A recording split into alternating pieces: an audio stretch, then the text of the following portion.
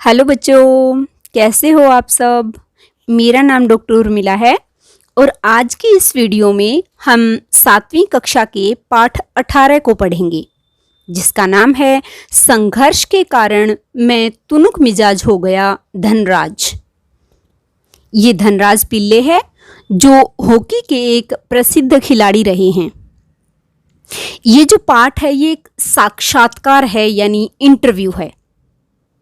इसमें हॉकी के प्रसिद्ध खिलाड़ी धनराज पिल्ले के 35 वर्ष पूरे होने पर विनीता पांडे नाम की एक पत्रकार थी, उन्होंने इनका साक्षात्कार लिया था और उसी को फिर बाद में प्रकाशित किया गया था, जिसे अब आपकी बुक में दिया गया है पाठ 18 के रूप में। इसमें विनीता पांडे ने धनराज पिल्ले के बचपन से लेकर अब तक के जीवन के सफर के बारे में जानकारी दी है। अब तक के सफर से तात्पर्य है कि जिस समय विनीता पांडे जी ये इंटरव्यू यानी साक्षात्कार ले रहे थे। इस पाठ में विनीता पांडे ने धनराज पिल्ले से कुल मिलाकर 8 सवाल किए हैं। एक बार हम इन सवालों के बारे में परिचर्चा कर लेते हैं। सबसे पहला सवाल वे पूछती हैं कि बचपन से अब तक का सफ़र कैसा रहा। दूसरा सवाल विद्यार्थी जीवन की यादों के बारे में पूछती हैं। तीसरा सवाल धनराज पिल्ले की तुनुक मिजाजी और आक्रामक स्वभाव के बारे में पूछती हैं। अगला सवाल धनराज पिल्ले का जो परिवार था वो उनके लिए क्या अहमियत रखता है, इसके बारे में पूछती हैं। पांचवा सवाल हॉकी और कृत्रिम घास पर वो किस प्रकार खेले, उसके बारे में पूछती है।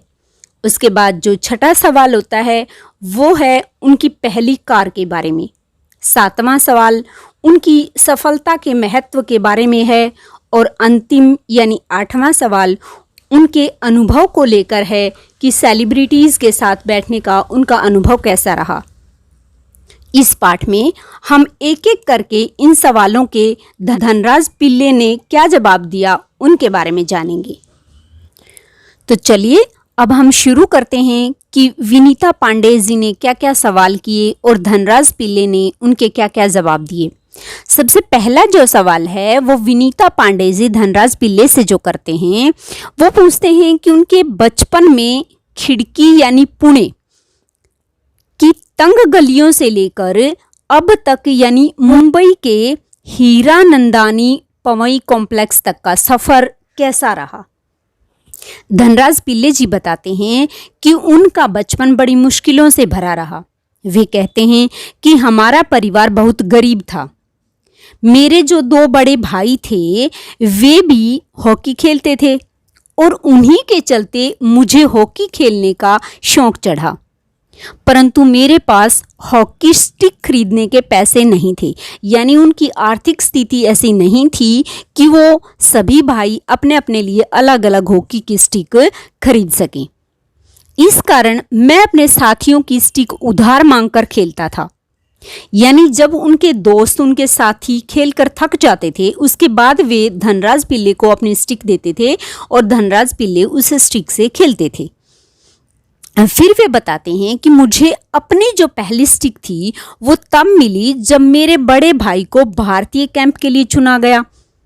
धनराज पिल्ले बताते हैं कि यह जो हॉकी स्टिक थी जो उनके भाई के जाने के बाद उनकी भाई की पुरानी स्टिक मिली थी वह मेरे लिए बहुत कीमती थी। क्यों? क्योंकि यह अब मेरी अपनी थी और मैं जब चाहूँ इससे खेल सकता था। मुझे किसी से इजाज़त लेने की ज़रूरत नहीं थी, मुझे किसी से उधार मांगने की ज़रूरत नहीं थी, इसलिए वो अपनी पहली स्टिक को लेकर बहुत खुश हुए। इसके बाद वे अपने व्यक्तित्व के बारे में बताते हैं। वे कहते हैं कि जब वे 16 वर्ष के हुए तब वे दुबले पतले छोटे बच्चे की तरह दिखते थे और उस समय उनको यानी 1885 की बात है, उस समय उन्हें क्या किया था, जूनियर राष्ट्रीय हॉकी के लिए चुना गया था। किसको? धनराज पिल्ले को। कहाँ के लिए? जो कहाँ आयोजित हो रही थी, मणिपुर में। तो उन्हें क्या खेलने का मौका मिला? जूनियर राष्ट्रीय हॉकी खेलने का मौका मिला। कहाँ पर? मणिपुर में। कौन से सन में? सन 1985 में। फिर वो बताते हैं कि अपनी दुबली पतली कद काठी के बावजूद मेरा ऐसा दबदबा था कि मुझसे कोई भिड़ने की कोशिश नहीं करता था। उसके बाद वे बताते हैं कि 1986 में मुझे सीनियर टीम में डाल दिया गया और मैं अपना बोरिया बिस्तरा बांधकर मुंबई चला आया। कहाँ चला आया? मुंबई। कौन से सन में? 1986 में, जब उन्हें सीनियर टीम के लिए चुना गया था। उसके बाद धनराज पिल्ले जी बताते हैं कि इसी वर्ष यानी 1986 में मैंने और मेरे बड़े भाई रमेश ने, यानी धनराज पिल्ले के बड़े भाई का क्या नाम था? एक का नाम क्या था? रमेश। तो ये बताते हैं कि 1986 में मैंने और मेरे बड़े भाई रमेश ने मुंबई लीग में बहुत बढ़िया खेल खेलकर खूब धूमधाम मचाई, यानी उन्हें उस समय खूब प्रसिद्धि मिली। इसके बाद सन 1988 में ओलंपिक के लिए नेशनल कैंप में चुने जाने की पूरी उम्मीद थी। तो धनराज पिल्ले को उम्मीद थी कि वे जो है 1988 में ओलंपिक के लिए चुन लिए जाएंगे। जो ओलंपिक के लिए नेशनल कैंप होता है उसमें चुने जाने की उन्हें पूरी उम्मीद थी, परंतु 57 खिलाड़ियों के लिस्ट में उनका कहीं नाम नहीं था। तो इन्हें जो है बहुत निराशा हुई। परंतु अगले ही वर्ष यानी सन 1989 में क्या हुआ? सन 1989 में उन्हें ऑल विन एशिया कप के लिए चुन लिया गया। तो वे बताते हैं कि तब से लेकर आज तक मैंने पीछे मुड़कर नहीं देखा, यानी उसके बाद धनराज पिल्ले निरंतर सफलता की सीढ़ियों पर चलते गए और विश्व के महान खिलाड़ियों की सूची में इनका नाम लिखा गया। इसके बाद विनीता पांडे जी दूसरा सवाल पूछते हैं। वे पूछते हैं कि आपका विद्यार्थी जीवन कैसा रहा? विद्यार्थी जीवन की कुछ यादों के बारे में आप बताइए। धनराज पिल्ले जी बताते हैं कि मैं पढ़ने में एकदम फिसड्डी था।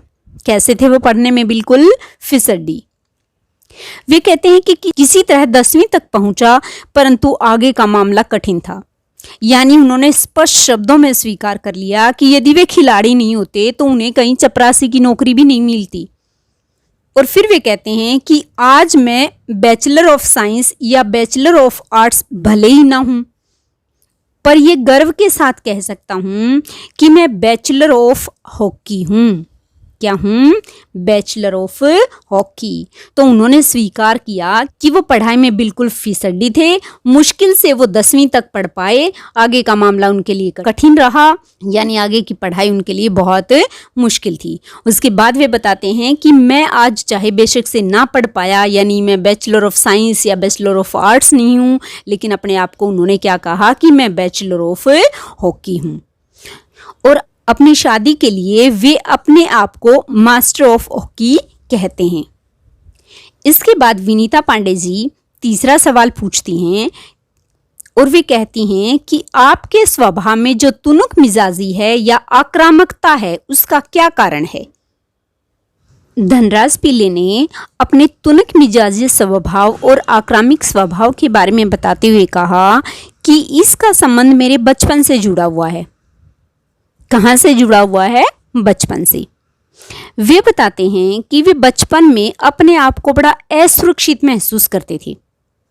वे कहते हैं कि मेरी माँ को हमारे पालन पोषण के लिए कड़ी मेहनत करनी पड़ती थी। फिर वे कहते हैं कि मैं बिना लाग लपेट का आदमी हूँ, जो मन में आता है सीधे सीधे कह डालता हूँ। यानी वे अपने आप को बड़ा स्पष्टवादी मानते हैं। वे बताते हैं कि मैं अपने गुस्से पर नियंत्रण नहीं रख पाता, यानी कंट्रोल नहीं कर पाता, और जब दूसरे लोग उकसाते हैं तो मुझे और गुस्सा आता है। वे बताते हैं कि मुझे छोटी छोटी चीज़ों के लिए बड़ा संघर्ष करना पड़ता था। इस कारण मैं चिड़चिड़ा हूँ, यानी तुनक मिजाज हूँ। तो तुनक मिजाज का क्या अर्थ है? चिड़चिड़ा होना। फिर वे कहते हैं कि मैं भावुक भी हूँ और इस कारण मैं दूसरों को कठिनाई में नहीं देख सकता। वे बताते हैं कि मुझे अपनी गलतियों के लिए अगर किसी से माफ़ी मांगनी पड़ती है तो मुझे उसमें भी कोई शर्म नहीं आती, यानी अपनी गलती पर माफ़ी मांगने में उन्हें कोई शर्म नहीं आती। इसके बाद विनीता पांडे इनके परिवार की अहमियत के बारे में पूछते हैं तो वे क्या जवाब देते हैं। जब विनीता पांडे ने परिवार की अहमियत के बारे में पूछा तो धनराज पिल्ले क्या कहते हैं। धनराज पिल्ले ने अपने जीवन में संघर्ष करने की प्रेरणा करने के बारे में बताते हुए कहा कि मुझे सबसे अधिक प्रेरणा मेरी माँ ने दी। तो यानी उनकी प्रेरणा स्रोत कौन है, उनकी माँ है। वे कहते हैं कि उन्होंने यानी उनकी माँ ने उन्होंने हम सब भाई बहनों में अच्छे संस्कार डालने की कोशिश की। मैं अपनी माँ के सबसे नज़दीक हूँ। मैं चाहे भारत में रहूं या विदेश में, रात को सोने से पहले अपनी माँ से जरूर बात करता हूँ। तो यहाँ उन्होंने बताया है कि उनकी माँ उनके लिए कितनी अहमियत रखती है। उसकी माँ ने उन सब भाई बहनों में अच्छे संस्कार डालने की कोशिश की और उनकी माँ के बारे में वो एक और विशेष बात बताते हैं कि उनकी माँ ने उनको क्या कहा कि मुझे मेरी माँ ने प्रसिद्धि को विनम्रता के साथ संभालने की सीख दी। तो धनराज पिल्ले की माँ ने धनराज पिल्ले को क्या कहा कि जो अपनी प्रसिद्धि है उसको विनम्रता के साथ संभालो। कहने का भाव है कि मेरी माँ ने मुझे सफलता मिलने पर अहंकारी न होने की शिक्षा दी।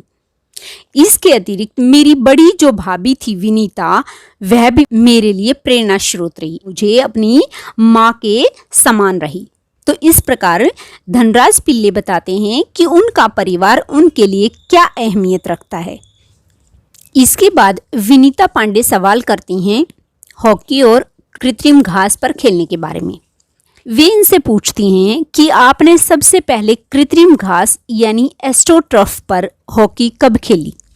इसके बारे में धनराज पिल्ले बताते हैं कि मैंने सबसे पहले कृत्रिम घास तब देखा जब राष्ट्रीय खेलों यानी नेशनल्स में भाग लिया। कब? 1988 में। कहाँ? दिल्ली में। तो धनराज पिल्ले ने क्या बताया कि जब वो 1988 में दिल्ली में आए तब वो पहली बार कृत्रिम घास यानी एस्ट्रोटर्फ पर खेले थे।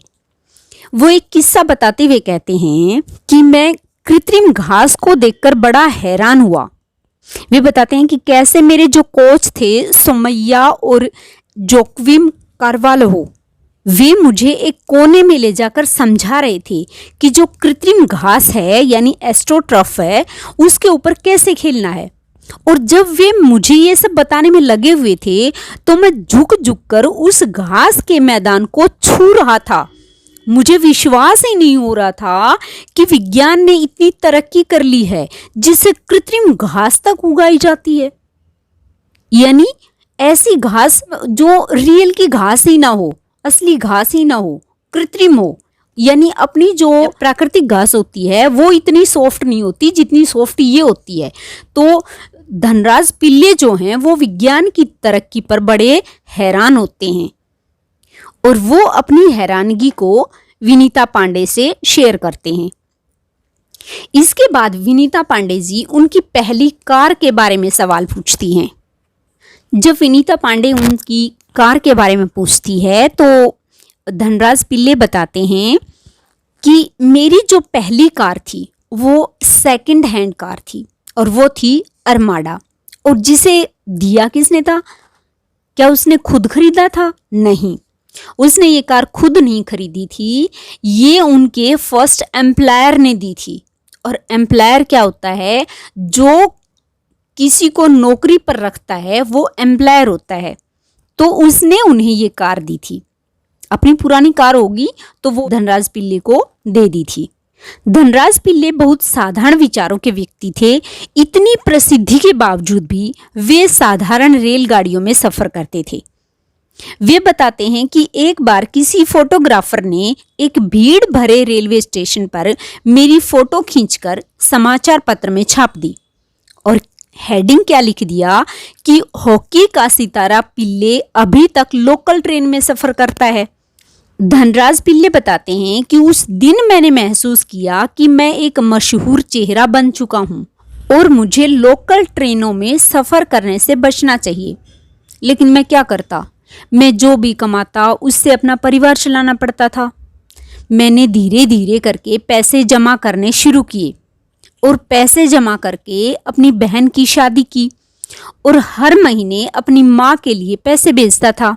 फिर धनराज पिल्ले अपने आज के बारे में बताते हुए कहते हैं कि आज मेरे पास फोर्ड आइकन है, जो किसी की दी हुई नहीं है, जिसे मैंने खुद खरीदा है। और कब खरीदा? सन 2000 में, अपनी मेहनत की कमाई से। तो इस प्रकार धनराज पिल्ले बताते हैं कि उनकी पहली जो गाड़ी थी वो अरमाडा थी, जो सेकंड हैंड थी और जो उनके एम्प्लॉयर ने दी थी, यानी जिन्होंने उनको नौकरी पर रखा था, उन्होंने ये कार दी थी। धनराज पिल्ले की आर्थिक स्थिति मजबूत न होने के कारण वे रेलगाड़ियों में ही सफ़र करते हैं और वो अपनी आज की स्थिति के बारे में बताते हुए कहते हैं कि आज जो है मेरे पास फोर्ड आइकन है, जो मैंने सन 2000 में अपनी मेहनत की कमाई के पैसों से खरीदी। इसके बाद जब विनीता पांडे ने उनसे पूछा कि सफलता का आपके लिए क्या महत्व है और हॉकी को आपने इतना दिया, इसके बदले में आपको क्या मिला, तो धनराज पिल्ले जवाब में बताते हैं कि मुझे इनाम में कुछ रुपए मिले, परंतु आज के खिलाड़ियों को जितना मिलता है उसके मुकाबले में कुछ नहीं मिलता था। यानी वे बताते हैं कि आज के खिलाड़ियों को बहुत ज़्यादा पैसे मिलते हैं और उस समय खिलाड़ियों को इतने पैसे नहीं दिए जाते थे। फिर वे कहते हैं कि मेरे विदेश में खेलने से जो कमाई हुई, उससे मैंने 1994 में पुणे में भाऊ पाटिल रोड पर एक फ्लैट खरीदा। घर नहीं था, फ्लैट था। घर और फ्लैट में अंतर होता है बेटा। घर तो वो होता है जिसमें जमीन भी अपनी और आसमान भी अपना, लेकिन फ्लैट होते हैं कई कई मंजिलों के घर। उसमें हमारे से ऊपर कोई और रहता है, हमारे से नीचे कोई और रहता है, यानी ना तो ज़मीन अपनी होती और ना ही आसमान अपना होता। जबकि घर क्या होता है, घर में हमारी ज़मीन होती है अपनी, और छत के ऊपर जो आसमान होता है उसे भी हम कह सकते हैं कि ये हमारा अपना आसमान है। लेकिन फ्लैट्स में ऐसा नहीं होता। तो उन्होंने देश में खेलने से जो कमाई हुई, उससे उन्होंने 1994 में पुणे में एक भाऊ पाटिल रोड पर फ्लैट खरीदा। इसके बाद वे बताते हैं सन 1999 में महाराष्ट्र सरकार ने पवई में उन्हें एक फ्लैट दिया, और वो जो फ्लैट था वो ऐसा फ्लैट था जिसे खरीदने की खुद की हैसियत कभी नहीं हो पाती। यानी धनराज पिल्ले के कहने का अर्थ है कि महाराष्ट्र सरकार ने मुझे जो फ्लैट दिया पवई में, वो फ्लैट इतना महंगा था कि उसे मैं अपनी कमाई से कभी भी नहीं खरीद सकता था। और अंत में विनीता पांडे जी उनसे सवाल करती हैं कि सेलिब्रिटीज़ के साथ बैठने का आपका अनुभव कैसा रहा। इसके बारे में वो बताते हैं कि सेलिब्रिटीज़ के साथ एक मंच पर बैठना बहुत अच्छा लगता है। जो सेलिब्रिटीज़ होती हैं, जैसे जब कोई भी खिलाड़ी जीत कर आता है, इनाम लेकर आता है, गोल्ड मेडल या सिल्वर मेडल, तब क्या करते हैं, राष्ट्रपति उन्हें सम्मानित करते हैं और अपने साथ बैठने का मौका देते हैं। तो इसी चीज़ को वो बताते हैं कि सेलिब्रिटीज़ के साथ बैठना अच्छा लगता है। जब हम राष्ट्रपति से मिले तब यह महसूस हुआ कि हम कितने खास हैं। इसके बाद अंत में धनराज पिल्ले कहते हैं कि हॉकी है जिसके कारण मुझे हर जगह पर प्रतिष्ठा मिली, सम्मान मिला और इज्जत मिली। अंत में एक बार मैं आपको फिर से बता देती हूँ कि इस पाठ 18 में विनीता पांडे ने साक्षात्कार के दौरान धनराज पिल्ले से कौन कौन से सवाल किए। उन्होंने सबसे पहला सवाल किया बचपन से लेकर अब तक का, यानी मुंबई तक का सफ़र कैसा रहा। दूसरा सवाल था उनका विद्यार्थी जीवन की यादों के बारे में। तीसरा सवाल था धनराज पिल्ले के तुनुक मिजाजी और आक्रामक स्वभाव के बारे में। अगला सवाल था धनराज पिल्ले की परिवार की अहमियतता के बारे में। पांचवा सवाल था हॉकी और कृत्रिम घास पर किस प्रकार खेले। छठा सवाल था पहली बार उन्होंने कौन सी कार खरीदी।